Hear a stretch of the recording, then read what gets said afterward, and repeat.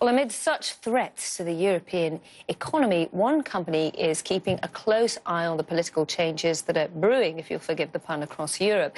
And it is the beer producer Heineken. This firm employs around about 2,000 people across 8 sites in the United Kingdom, where I am alone. More than 90% of beer sold here in the UK is brewed here as well, and Heineken owns over 1,000 pubs across the region.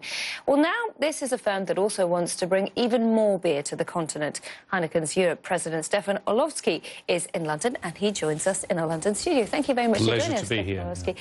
If you could hear the Italian Prime Minister Mario Monti there talking about this populist uprising that's sweeping across Europe, Italy might fall victim to that as well in a week's time with a referendum. For a company like Heineken, where do you know where to put your money and where to expect growth from?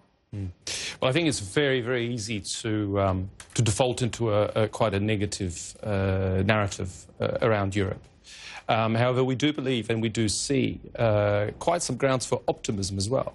And frankly, our strategy also reflects that. And where's that optimism coming from? So if you look at the bigger picture, the macro picture, after some years of decline in beer consumption, the trends are starting to stabilise, and in fact, we're beginning to see some growth. The second interesting point here is that whilst people might be drinking a little bit less, they also are drinking better. So there's a growth in premiumisation.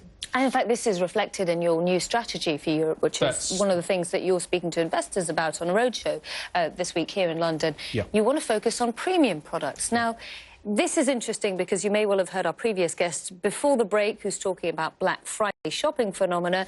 He also said sometimes people find comfort in luxury during these turbulent times. Is that the strategy for you as well?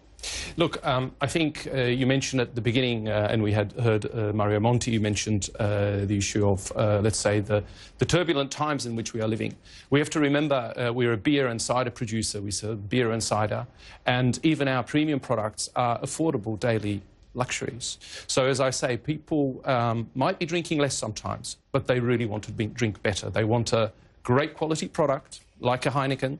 They want a great experience and a brand that they want to connect with, and the story that's behind that. So that's the consumer side of things. Let's talk about the company investment side of things, because when you look at Brexit, that's going to be affecting the price of your goods. It's going to be affecting the input cost for some of your goods that you brew here in the UK.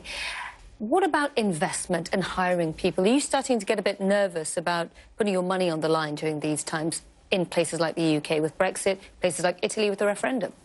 Look, I think in a situation such as this, we see a lot of turbulence around us. And, of course, there is uncertainty. But at the same time, people go out and are going to go out of this building even today.